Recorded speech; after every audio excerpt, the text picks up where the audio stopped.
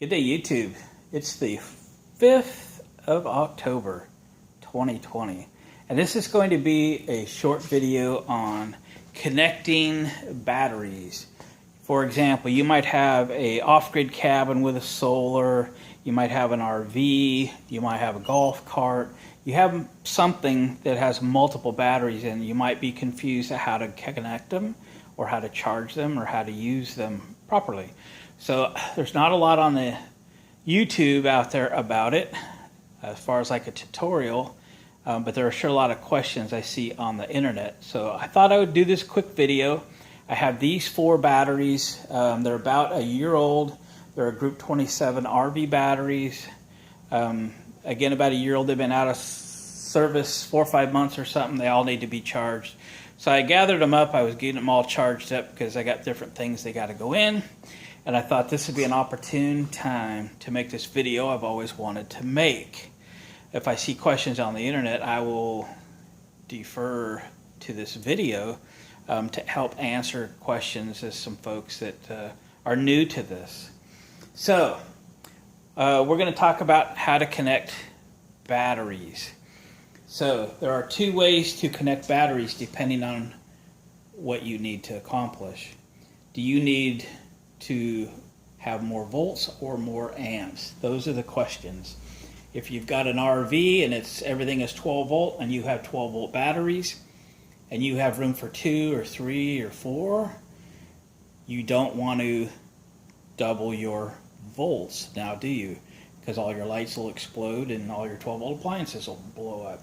What you're looking for is more amps or more amp hours, more capacity. So you want to tie your batteries together in parallel. Paralleling batteries is simply tying your positive to positive to positive to positive, depending on how many batteries you have. There's no limit. I've done projects with 2.5 volt battery cells, much larger than these, where I connected 192 of them together. We actually use lead plates to do that, but that's a different story. So if we're paralleling batteries, whether it's 2, 3, or 4, positive, positive, positive, positive, negative all the way through, and we get more capacity, still 12 volt system. What if you have a 24 volt system and you have 2 batteries? Now we need to series them. We need to go, this is our positive, this is our negative. We would need to tie this negative to this positive. And if we read across this positive and this negative, we would get 24 volts. Let's do a quick demonstration. I'm going to use these little motorcycle jumper cables that I made so many years ago. We'll use the red one and not use the black one at this time. So we have positive, negative, negative to positive, positive to negative. If we take our meter, and you can see it there in your screen, and we meter across positive and negative, we get something very close to,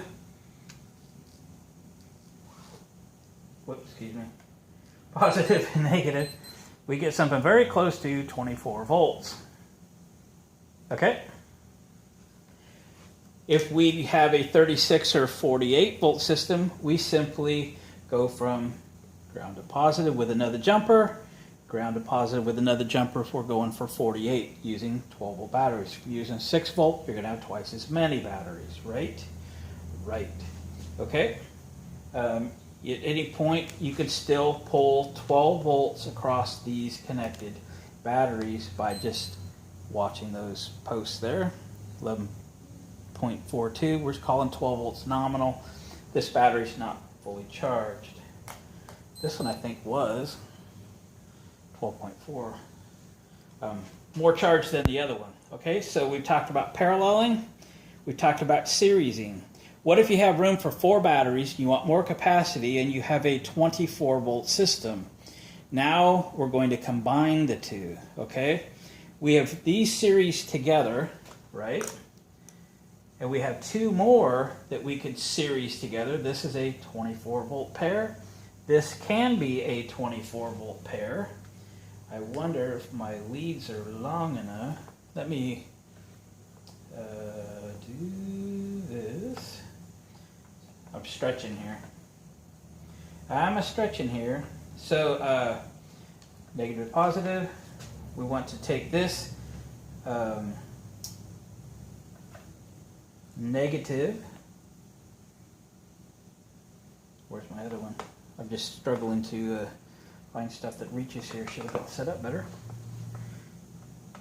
So this is the black lead. This is the other end of this black lead. Okay. So positive, negative to positive. Hope it reaches, right? All right. We reached. Now then, let's double check. Positive, negative. This should read, oh, excuse me. This is, yeah, negative here, positive here. Should read something very close, 24 volts. Nominal would be correct. This string is 24 volts, and now if we tied this string to this string, you would then double your current, right? Talked about that a little bit ago. If we were paralleling, this really is effectively one battery now. It's a 24 volt battery. This is effectively one battery now. It's a 24 volt battery. And if we connected our positive to positive and our negative to negative, we would create one larger 24 volt battery with more capacity. All right, what else do we want to talk about? All right, the last thing we'll cover here real quick is charging batteries. So I took a moment and I reconfigured these batteries all in a series. Okay, we have positive, negative to positive to negative. Follow that black wire over to positive to negative, and then there's that red smaller wire from over here to this positive, ends up with a negative there. If we measure our voltage between that negative terminal and this positive terminal, all series together, we're at 48 volts nominal. If all the batteries were charged, it would read something more than 48. We're at 46.4, okay? Now let's talk about charging these. Okay, say the scenario is you've bought an electric forklift, battery forklift, a battery golf cart, or something with a bunch of batteries in it. You didn't get a battery charger. Okay? I remember that this battery here is pretty well charged. This one is got a ways to go. Let's look at this battery. All right? Well, this is positive on this side, positive or negative on this side. Our meter says 11.39. Okay, this battery is less than these. Okay, if I had a 48 volt battery charger, I could connect it positive here, negative there, and I could charge the bank, right? If these were all paralleled together, meaning all the positives and all the negatives are tied together, I could use one 12 volt battery charger and charge the bank. What about charging just that battery? Can I just put a battery charger on that battery? Absolutely. It's at 11.4 volts. We just checked it. So we'll hook up a 12 volt battery charger to just this battery and let it charge. So here's my antique charger. It's a Kmart special, and it's taking 2.5 amps or thereabouts. All right, and we can just let that one charge until it gets up to the rest of them, and then we'd have it. Right? Say that was all connected in your a semi truck as a 24 volt system, and it may have a series parallel setup of 4 batteries or 2 batteries or 8 batteries or whatever, and that's how you might be able to find out if one of them is bad, just by metering each battery in the string. You can get to the terminals, right? These are all series together in a semi truck. They might be a combination series parallel that we just talked about, but you can still check the batteries. And I have a little surprise for you I'm going to talk to you about too. So we can check each battery individual. 11.57. This one is 11 volts. This one we've checked, and this one here is the best one of the bunch so far at 12.4. Now this one's charging, so we will get an incorrect reading, but because we'll get a voltage of the charger itself, and we're banging on 13 volts, 12.95. If I took that off, it would, it hasn't had time to do much. So this is going to take an all-night charge to charge. I will just tell you the theory, and we won't fiddle with it, but batteries hooked up, positive, negative, negative to positive is series, right? Series additive. Cover your ears if you don't want to hear this, because you'll probably never come up with an application for it. But say we put 3 of these in series following that rule. Positive, negative, negative, positive, positive, negative, negative, positive. We have 3 of them connected, and we're at 36 volts. I will just tell you this because it's possible.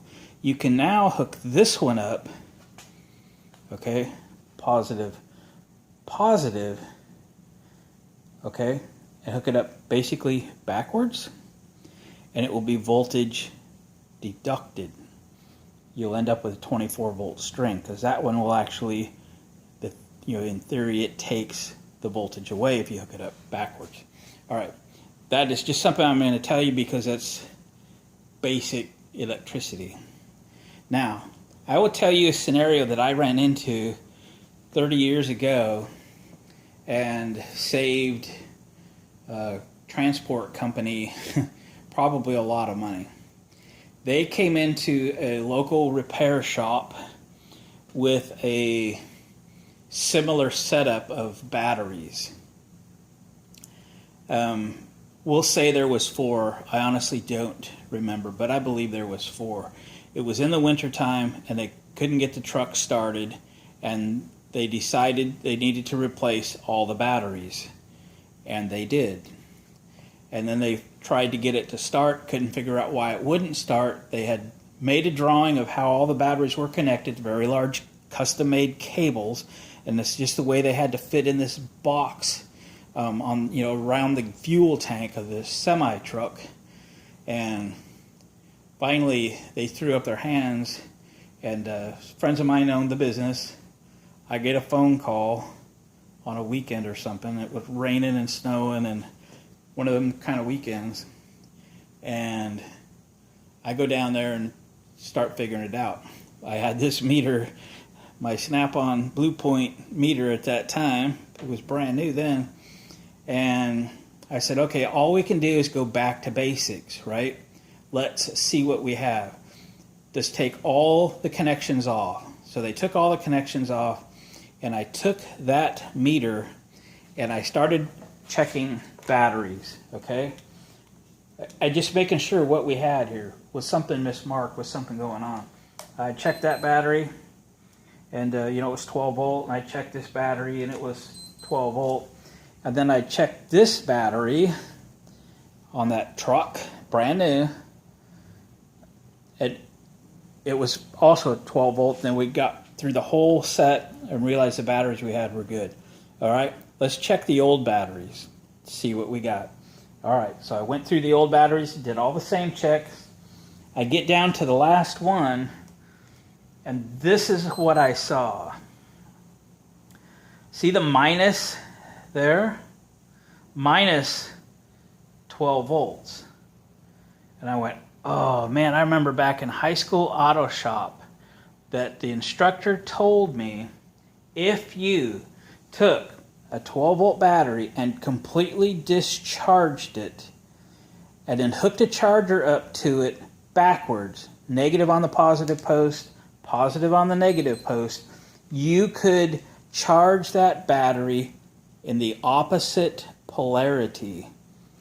And by gosh, that is what happened with that truck. It was the only way the batteries that they purchased previous to stopping in for another set, that's the only way they could get them to fit, was they completely discharged the battery. I mean, it has to go dead, dead, dead. Reversed the battery charger and brought that battery back up in reverse polarity and put it in and connected it, and it's been fine for 5 years. In fast forward to my poor friends that did a drawing of how they were connected, put the same exact type of batteries in, and then they got stuck trying to make it work. And I got a call, and within minutes, again, back to basics, get the meter out, figure out what's going on, figure out what you got, figure out what you used to have, and why are they different. And we determined that a battery was actually charged backwards and put in the string that way. So I just thought I would bring that up to you. Probably never happened in your lifetime, but it did in mine, and we were able to correct that by purchasing or building custom cable that was long enough to reach the way the batteries got installed. So that's a basics of series, parallel, and can you charge one battery, which I just showed you can, that's in a series string. If these were all paralleled, we could run one battery charger, we could charge all four of them because they're all tied together at 12 volts.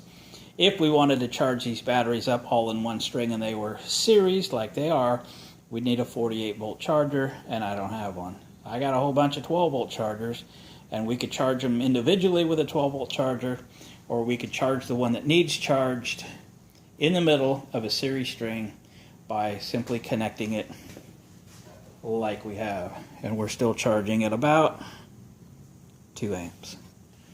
Okay, that's it. I hope you find this informative. Appreciate you watching, commenting, subscribing. Please hit the thumbs up on your way out, and we'll catch you on the next video.